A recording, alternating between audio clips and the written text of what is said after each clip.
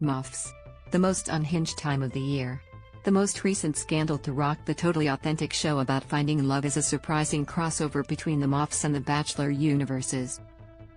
It's essentially the Avengers, Endgame of the reality TV world, and honestly, I am foaming at the mouth. The most recent installment features bride Bronte Schofield, who was busted texting her Bachie ex Todd King while she and her new boo Harrison Boon were on their honeymoon. Their honeymoon.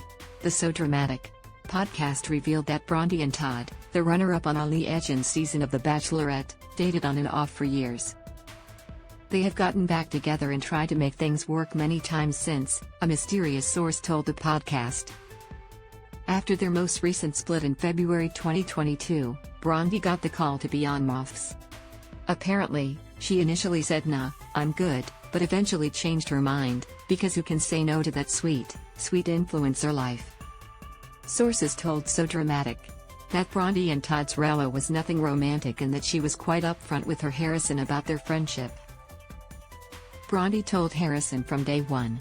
"She was like, my ex and I still talk, we're still friends, so if you see him come up on my phone, or if anything happens, I want you to know that there's nothing going on. I don't have anything to hide," the source said. While Harrison was initially a totally laid-back chill gal about the whole thing, he began to get really insecure about the whole thing. He used it as ammo against her and wasn't cool with it at all.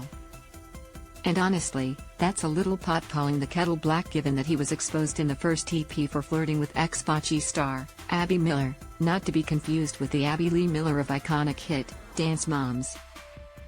While Harrison later jumped onto Fitzy and Whippa to deny the whole "I'll wait for you" bit, the So Dramatic podcast alleges that they boinked on the morning of his wedding. Root rat behavior, honestly. Meanwhile, a dip source said that Bronte was talking to Todd the whole time.